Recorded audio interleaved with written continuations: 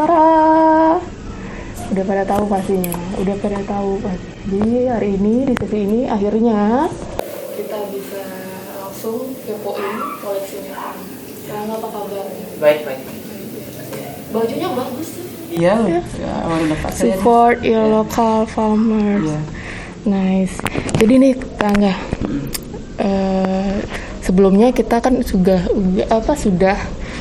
ketemu juga di event-event sebelumnya ya. Nanti pasti guys saya tayangin pertama kali di event dan juga Kak Angga hadir, Mas Tres. Beliau sangat mensupport sekali event-event pertanaman di Bali terutama. Dan itu akhirnya ke pandemi ya setelah itu Kak Angga ya. Jadi di sini saya akan lebih kepoin lagi koleksi beliau, luar biasa loh philodendronnya, baik yang sayur mayur juga. Kak Angga, ini yang saya mau tanya sejauh mana, bukan nanti dikata. Kak Angga, saya mau tanya nih, mulai menanam, hobi mulai menanam dan dipanggil sama tanaman tuh kapan? Hobi menanam ya, hobi tanaman. Sebenarnya dari kecil di lingkungan rumah itu bapak sama ibu memang suka tanam macam-macam ya, tanaman hias, juga buah-buahan gitu. Saya pribadi sih waktu kecil ya nggak terlalu tertarik, ya anak kecil ya tertariknya cuma potek-potek yang ada terdekat aja pakai mainan gitu. Kemudian pertama kali betul-betul suka pengen punya tanaman itu waktu kalau nggak salah SMP menuju SMA, waktu itu lagi zamannya adenium. Wow, ya, saya ingat banget juga. Zamannya adenium, ya waktu itu zamannya adenium orang di depan rumah tuh pada hilang tuh. Ya, pasti ada fase-fase gitu ya. Ada fase gitu, tapi saya nggak ambil sih, saya minta sama teman. Pastinya, jangan. Ya waktu itu pertama kalinya saya pengen punya tanaman yang milik saya sendiri. Gitu. Ya. Kan setelah adenium tuh mulai lagi tuh zamannya. Anthurium. Yes, Anthurium. Gelombang cinta. Gelcin, ya. Ya itu apa namanya? Aglo. Ya. Nah, dari semenjak itu mulai saya punya tanaman sendiri, maksudnya bukan dari bapak ibu. Jadi pure beli sendiri waktu itu ya? Ya, artinya yang saya urus sendiri dan saya yang beli ke tempatnya gitu. Itu sepertinya tanamannya masih ada semua. Itu sih yang paling pertama suka. Sama tanaman. Benar. Emang harus biasanya ada yang manggil. Biasanya manggil tuh tanaman seperti tadi yang adenium, aglonema gitu. Setelah beli sendiri, terus kita rawat, akhirnya tumbuh ya, grow. Di situ baru magicnya berasa ya kan? Itu terasa sekali. Jadi itu yang saya ingin tanyakan, kenapa yang mana manggil itu. Emang kita punya nostalgia tersendiri sama tanaman, yang mana pertama manggil, habis itu yang ke pangan ya. Pangan itu sih baru-baru ya beberapa tahun ini ya, karena seperti match sama konsep grow your own food. Iya, benar. Ya, jadi waktu itu mulai pengen tanam sendiri. Kangkung pertama kali. Sama berarti. Ya, kangkung pertama kali karena dibilang gampang banget kan. Yes. Jadi direndam aja, udah tumbuh. Iya, saya juga kangkung, seledri. Ya, yang begitu. Yes. Itu sih pertama kali. Setelah itu mulai rutin nanam ya kayak bayam ya gitu ya. Tapi nggak banyak sih sampai sekarang. Lalu ke yang sayuran tabu lampot ya, apa? Sayuran. Ya kalau tabu lampot sih saya nggak ada ya. Kalau tanaman buah dalam pot nggak ada. Yang ada itu tanaman buah langsung di rumah gitu. Ada delima, ada belimbing. Ada mangga nih, tapi belum berhasil. Belum berhasil sampai sekarang, belum berbuah, sudah bertahun-tahun peliharanya. Nggak tahu formulanya apa gitu. Iya. Ya, kalau sayuran baru saya tanam di pot karena semua lahan sudah di paving. Ya jadi ya. Tapi kalau yang saya lihat itu ada terong, tomat ya, itu juga beda lagi pedasnya itu untuk melihara agar mereka itu perlu tadi saya bilang beberapa bulan sampai akhirnya kita punya tanaman yang berbuah. Tapi sebelumnya mati terus, sedih terus ya. Di situ saya bilang itu level sama ini tuh beda kalau udah sayuran yang berbuah gitu. Kemudian saya juga nggak begitu terlalu mendalami yang pangan karena pangan juga guys itu treatmentnya lain lagi. Belum lagi hama ya. Iya, hama. Ya, itu luar biasa sih. Kita sama petani itu kita appreciate. Iya, karena respect banget. Kalau kalian ingin mencoba yang level menanam lebih pedas, itu biasanya di sayur mayur. Ya. Sensasinya beda guys. So, jadi yang berikutnya saya ingin nanya ini perihal kalau dari yang sekarang nih, yang lagi hits nih, philodendron. Pertama yang kenalin philodendron nih siapa nih? Yang meracuni philodendron, kemudian philodendron jenis apa yang paling Kak Angga favoritin? Sebenarnya saya lebih ke Anthurium gaya. Sebenarnya ya. Di awal saya suka ya. Intinya saya sebenarnya suka sekali sama tanaman yang kokoh dan berdaun lebar. Nah, intinya saya suka seperti sirih nih misalnya. Nah, ini kan kokoh, daunnya lebar, tapi kokoh gitu. Kemudian kalau philodendron sebenarnya ternyata di rumah ini ternyata dari dulu udah ada philo ya, philo yang apa namanya itu ya, lemon lime ya. Lemon lime mungkin namanya kalau nggak salah saya. Itu ternyata ada, cuman saya nggak tahu namanya. ID-nya nggak tahu. Nah, di masa seperti ini ternyata kan banyak sekali tuh berseliweran di lini masa orang dengan nama-namanya dari sana. Saya mulai dan ada teman ngenalin bahwa gimana ya cara saya posting ini apa yang namanya, teman-teman ada yang tahu nggak? Terus ada yang teman yang bilang, coba aja pakai aplikasi gitu. Coba pakai aplikasi pengenalan gitu. Nah, mulai saya install, terus semua tanaman di rumah saya foto gitu. Walaupun nggak semua kelihatan karena mungkin mereka nggak punya datanya lengkap gitu. Tapi mulai kelihatan bahwa ini namanya philodendron, walaupun nggak spesifik keluar namanya gitu. Tapi ini philodendron. Gitu. Setelah itu mulai saya follow tuh, follow. Kemudian, nah kebetulan saya tuh temenan sama si Today. Nah, Today-nya Brown. Today-nya Brown. Gitu. Nah, dari dulu dia ngubungin terus tuh, Pak Man ini bakalan ada acara, bakalan ada event tanaman. Nah, dia tahu saya suka nanam-nanam gitu. Dia undang. Nah, waktu itu pertama kalinya datanglah saya ke acaranya Bali House Plan yang pertama yang masih sepi itu loh. Nanti kita tayangin ya. Itu datang ke sana, dikasih mintalah sama si Tede Monstera. Dipancingin Monstera. Tuh deh. Itu ya. Dia sempat bilang sama saya juga. Ya, dia bilang waktu itu namanya Monstera Deliciosa. Ya, saya nggak gitu gitu ya, tanaman aja gitu. Taruh di rumah. Kemudian selain itu memang senang tanaman. Setelah itu pandemi lah. Iya selang berapa minggu? Berapa minggu tuh Kak? Ya cepat lah ya. Iya, jadi momentum itu pas banget. Ya, dan escalate sekali situasinya kan, cepat sekali situasinya. Dari saya yang itu kan akhir tahun ya. Dari saya yang akhir tahun tuh hampir nggak pernah di rumah, sampai akhirnya di rumah terus. Di rumah terus awal-awalnya yang nggak, pokoknya diam aja, betul diam aja, karena kita semua kan nggak tahu kan bakal jadi apa gitu, apa yang terjadi kita nggak tahu. Waktu diam itulah mulai saya lihat-lihat di rumah, kok kayaknya ini daun kering-kering nih nggak enak dipandang gitu. Mulai saya ikut bersihin tanam-tanamannya ibu. Saya potong-potongin, kok enak ya, bagus itu bersih gitu. Setelah itu mulai tak liatin, itu tanamannya tuh dia ini bagus ternyata ya gitu. Nah, bagus nih, lama-lama dia banyak posting tuh. Dari dia saya banyak lihat tuh, saya liatin dah. Ternyata ada waktu itu ketemu mentik kan, jadi mentik Bali.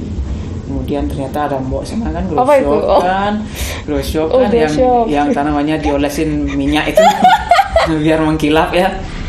Itu baby oil guys. Baby saking oil, apa ya, jadi kalau di indoor harus kinclong tuh jadi menyehatkan mata juga. Sama furniture kan gitu, karena di indoor kan nggak ada tanah yang berserahan gitu, jadi biar kayak ubin kan mekelep gitu, kayak tanamannya buta ya, aneh jadinya kan. Nah gitu, jadi waktu itu mulailah saya satu persatu lihat tanaman pertama yang di rumah, yang masih awur-awuran gitu, tak rapiin gitu. Repotting. Nah, ketika repotting mulai belajar gitu. Ini kok agak loyo kelihatannya atau kelihatan nggak maksimal.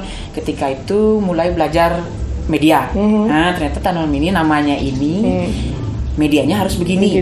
Dia perlu intensitas cahaya seperti ini gitu. Nah, dari sana mulai belajar dikit sampai akhirnya ada teman Man nih ada tanaman gini lebih gitu. Ambil. Ini ada lebih, ambil, lama-lama nggak bisa ambil lagi, harus beli. Itu tuh siapa yang Man ini ambil, itu ambil tuh siapa pasti. Itu sebetulnya banyak yang saya posting waktu itu kan saya masih pakai akun saya, masih pakai akun Manangga ya.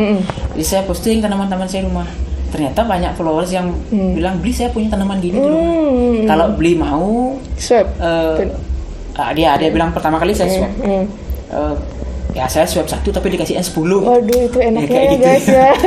Waduh. Jadi kebanyakan seperti itu. Sampai akhirnya saya swab tanaman. Selain dapat tanaman ya dikasih anjing juga gitu. Gugu. Dapat gugu juga. Biasa. Ya, terima kasih semesta. Mungkin memang rezeki saya. Sampai akhirnya lama. Ya mungkin kan harga tanamannya juga lama-lama makin gila kan sekarang kan. Makin gila nggak enak juga kalau minta terus gitu. Kalau yang ngasih sih banyak gitu, tapi kan nggak enak minta terus. Tapi sudah seharga motor bahkan. Ya akhirnya saya mulai beli gitu, yang saya masih bisa, yang masih masuk di kantong gitu. Ya inilah dia dikit demi sedikit. Yes. Ya nggak tahu sampai berapa banyak akan rumah ini penuhnya gitu. Wow. Jadi biasanya juga 1, 2, 3 biasanya bakal nama juga. Dan kita terkadang itu kalau kita semakin menyelami itu jadi ada wishlist lagi, ada wishlist plan lagi. Dan mereka juga memberikan terapi ya, green terapi di mana tadi Kakak Angga bilang merepotting, kemudian kita lap daunnya itu setelah kita dirangkai di plan styling atau istilahnya kayak dikurasi dan di fashionin gitu kalau misalnya menurut saya, dan itu akan menjadikan wah dia ternyata cantik juga. Misalnya kalau baru bangun ngopi kita mandangin dikit aja dia tuh udah kayak mengalihkan dunia ya nggak sampai segitunya loh guys. Jadi itu kalau yang kalian mungkin yang belum manggil sama tanaman, nanti deh sekali kalian seperti tadi cerita Kak Angga sempat dikasih Monstera Deliciosa sama Today Brown ya. Jadi ditaruh aja dipajang, nanti baru bangun kalian akan melihat dia misalnya mau kamar mandi kelihatan itu. Jadi wah luar biasa. Jadi kalau Kak Angga sekarang misalnya nih melihat dari perkembangan hobi tanaman di anak-anak muda, itu positifnya dan kemudian feedbacknya yang buat Kak Angga untuk di pandemi ini kan yang paling bergerak di itu tuh kan tanaman juga ya, sektor tanaman juga. Iya. Gimana pendapat Kak Angga tuh? Iya, ini sebenarnya positif sekali ya karena selama ini kan dengan cepatnya kehidupan yang sekarang ini seperti di pendidikan itu seperti orang-orang tercerabut dari nature-nya, dari alamiahnya dia untuk selalu berhubungan sama alam, selalu berhubungan sama tumbuhan, sama binatang gitu. Nah, sepertinya ketika masa pandemi ini orang-orang bisa seperti mencari alamiahnya kembali gitu. Mulai berusaha, nah itu saya bilang tadi menumbuhkan makanannya sendiri. Selain faktor ekonomi ya, jadi ingin mengirit gitu, kemudian mulai belajar menumbuhkan makanannya sendiri. Juga selain itu ya ternyata sekarang nggak bisa bohong, kita ternyata pangsa pasar tanaman hias itu juga membantu sekali di perekonomian. Ya mungkin juga banyak teman-teman yang melirik hal itu. Maka dari itu mulai sekarang belajar bahwa ternyata roda penggerak perekonomian itu bukan hanya di industri yang biasanya seperti kita lihat sekarang ini, di pariwisata, di industri masih seperti industri produksi pabrik-pabrik begitu. Ternyata pangsa pasar alam ya juga kencang sekali, artinya tanaman hias di sini kita bicara ya. Ternyata seperti itu. Mungkin saya lihat seperti itu ya, banyak yang kembali ke alam karena memang panggilannya, selain panggilannya pasti juga melihat bahwa ada celah kehidupan di sana gitu. Selain menikmati tanaman, ternyata ketika dia sudah lebih, dia bisa jadi uang gitu. Bisa jadi uang dan ya, why not gitu. Kenapa enggak kita pelihara aja lagi. Walaupun ini nggak bisa instan ya, kita harus belajar dulu kembali, belajar ngulang, tapi nggak akan ada yang rugi dari kita belajar kembali merawat alam. Bener, ya. Wow. Benar ya. Tadi bisa diulang, nggak akan rugi. Kita. Iya, nggak akan ada ruginya kembali menyadari diri bahwa manusia itu, ya wajarnya kita itu berkelindan dengan alam tempat kita hidup. Di alam tempat kita hidup itu adalah ada binatang dan segala biotanya itu. Trihita karana. Iya benar. Iya. Ya salah satunya tanaman sekarang. Tanaman. Ya bagi saya ini banget penting banget. Pikir aja. Pabrik itu nggak ngasih kita oksigen gitu. Kita dikasih duit sih, ya bisa beli makanan, tapi kalau kita punya makanan tapi nggak ada oksigen, mati juga gitu kan. Jadi semuanya harus seimbang. Yes, benar. Di filosofi Bali terutama Trihita Karana. Jadi kenapa sampai ada hari tanaman itu tumpuk bubuh? Yes. Kenapa sampai ada harinya hewan? Jadi kalau kita selami lagi secara blog-blogan saya juga nih kayak semua itu sudah tetua-tetua kita memberikan itu tuh memang udah ada saripatinya, filosofi yang sangat amat dalam. Jadi tumpuk bubuh kita mengapresiasi, terima kasih kepada tanaman. Kita merawatnya dan nanti tanaman akan tumbuh subur dan memberikan perform yang luar biasa. Dia juga akan menyirami kita dalam akan memberikan feedback juga yang luar biasa. Itu konsep saling rawat ya sebenarnya. Saling rawat ya, itu nggak ada one way gitu. Dia harus selalu dia two way gitu. Pasti either way banyak banget gitu. Saya sampai merinding. Merinding kalau udah bahas kalau hal-hal. Jadi itu kita saling rawat itu nggak ada hanya manusia yang merawat tumbuhan. Tapi sebenarnya tumbuhan yang merawat juga yang merawat kita. Gitu. Jadi saya pikir itu sebenarnya segala hal yang diajarkan oleh agama kita itu adalah untuk saling menghargai karena kita semua saling memberi kehidupan. Benar sekali. Di situ juga saya ingin sesama yang brandholic juga ya. Di tanaman dalam segi desain juga, kalau interior juga tanaman akan memberikan magic luar biasa kalau di tanaman interior. Nah, kalau furniture nggak ada tanamannya bisa hampa banget ya. Dia memberi kehidupan. Jadi hidup. Kalau fotografer juga, kalau moto nggak ada tanaman pasti fotonya nggak hidup ya. Gimana? Kalau dari kasih Monstera aja mewah gitu. Tanaman arsitektur nggak dikasih landscape. Ini gersang. Kalau landscape, nah di situ saya juga menyadari Kak bahwa pentingnya magicnya tanaman seperti itu. Aduh, saya sebenarnya banyak banget yang pengen saya tanyain, diskusiin kalau Kak Angga. Kalau udah kita ngobrolin tanaman deh, antusiasnya luar biasa. Dan kemudian satu hal lagi nih, yang paling memberikan Kak Angga inspirasi dalam berkarya atau bermusik, mungkin di alam juga dan salah satunya di tanaman, yang paling menginspirasi nih karyanya yang mana nih lagunya untuk yang kemarin tuh Tanam Saja. Sebenarnya kalau banyak yang bilang, teman-teman bilang gitu, masalahnya ban lingkungan ya gitu. Ya kenapa soalnya banyak bicara lingkungan ya. Sebenarnya sih nggak begitu. Bukan itu intinya. Sebenarnya kita itu selalu belajar bikin lagu dari situasi yang sebenar-benarnya terjadi, dan situasi itu benar-benar kita lihat dan benar-benar kita rasakan. Saya pikir sebuah karya kalau tidak betul-betul dirasakan oleh si penciptanya itu seperti kurang ada nyawanya gitu, karena ya nggak senyatanya tidak dialami betul-betul gitu. Jadi selama ini kami belajar untuk selalu bikin karya dari hal-hal yang betul-betul kami alami gitu. Jadi ya kebetulan aja kehidupan kita selama ini kan yang banyak terjadi adalah ya eksploitasi kepada lingkungan dan kondisi alam kita yang selama ini makin ya kelihatannya terdegradasi gitu ya.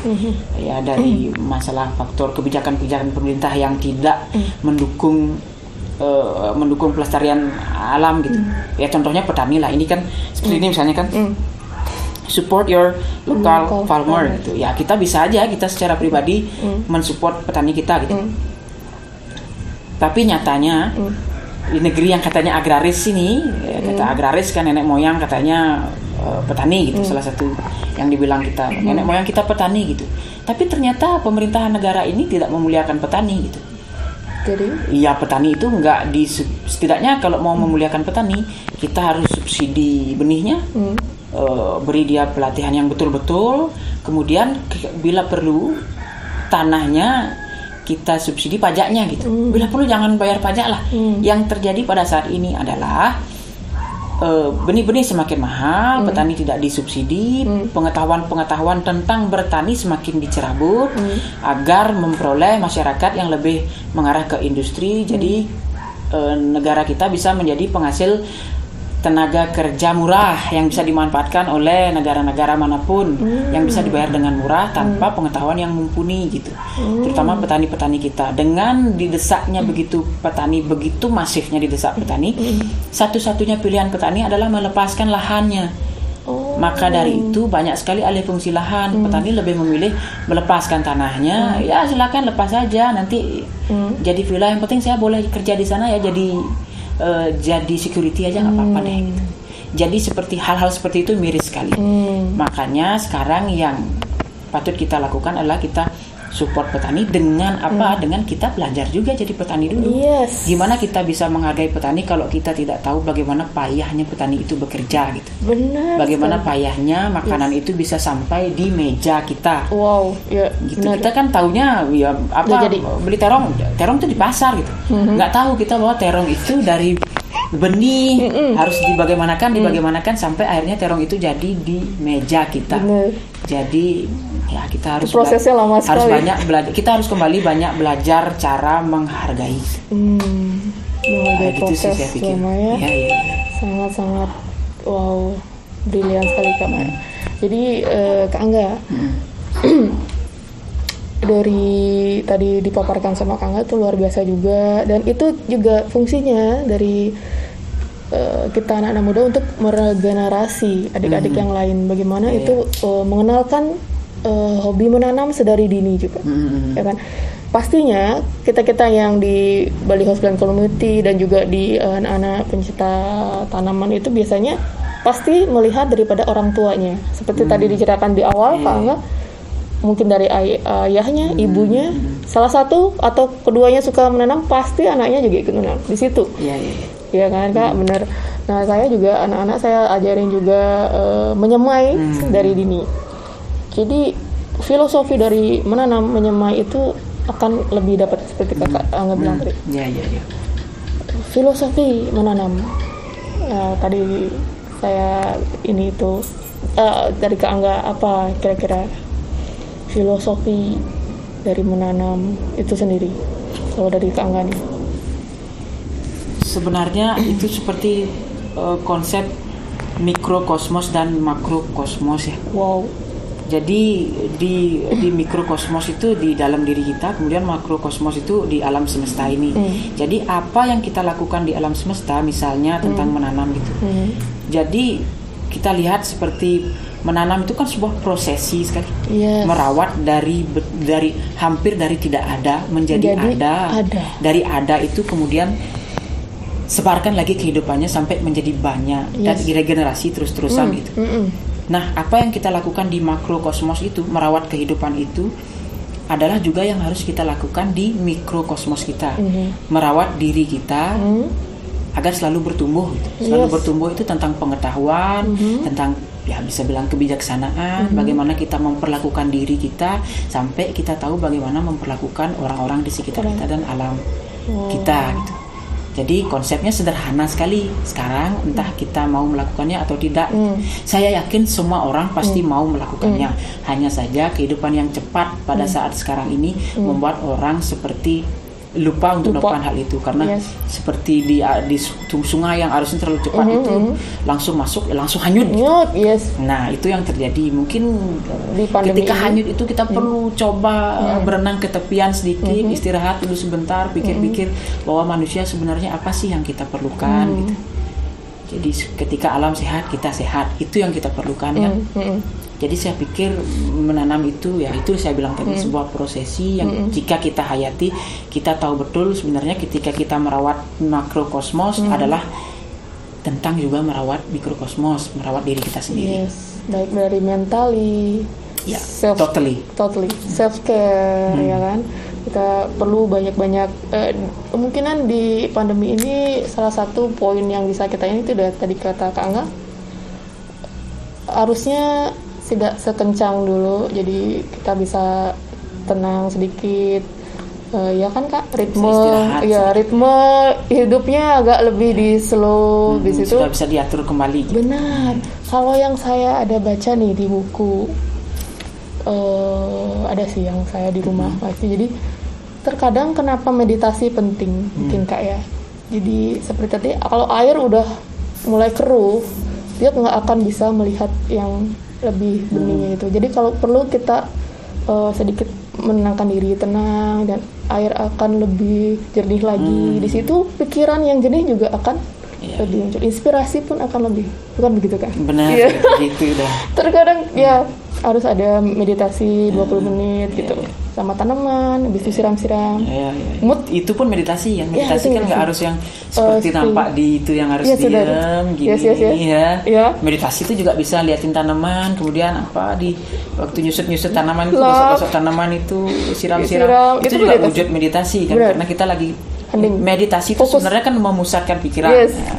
Ketika kita memusatkan pikiran pada apapun itu bisa sebagai wujud meditasi kan. Jadi terbiasa mobiling yang begitu cepat kan. Yang kakak tadi.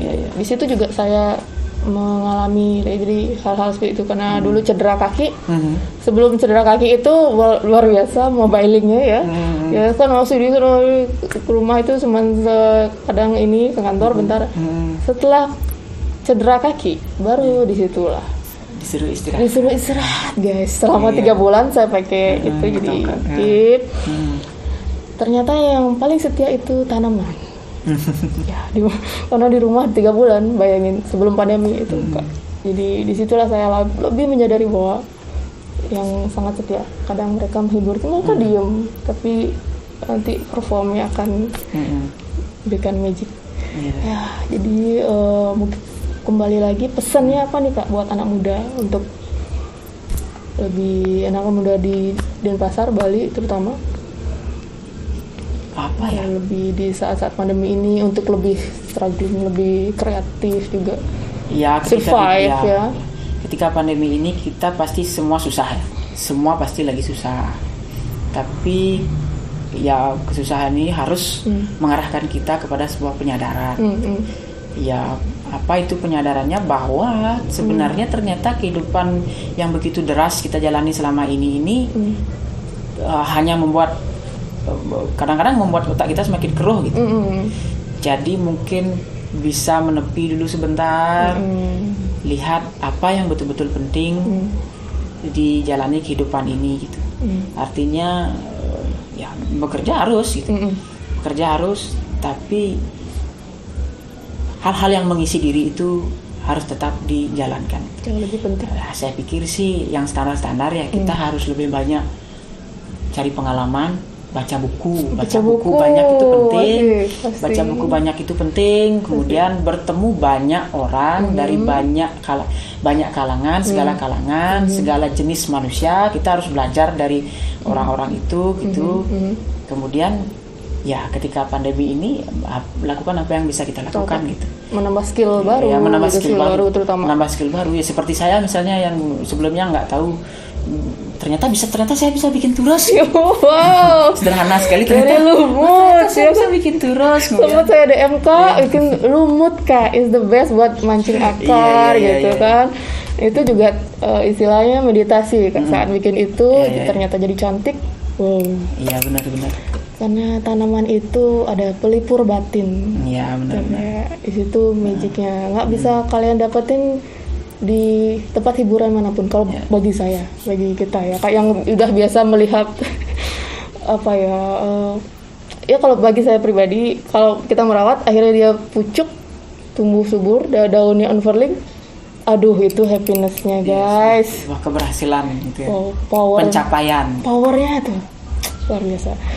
Jadi nih guys, obrolan yang padat dan penuh edukasi dari Kak Angga akhirnya nih. Dari setahun yang lalu, mungkin dari sebelum pandemi juga, saya berencana untuk podcastan YouTube akhirnya sama Kak Angga. Salah satu idola saya dan beliau dan dengan bandnya No Stress. itu sangat menyebarkan positive vibes kepada anak-anak muda. Ya di saat pandemi ini lah baru banyak yang tersadarkan bahwa nature is always win. Iya, iya. Iya kan? Oke guys, see you next time.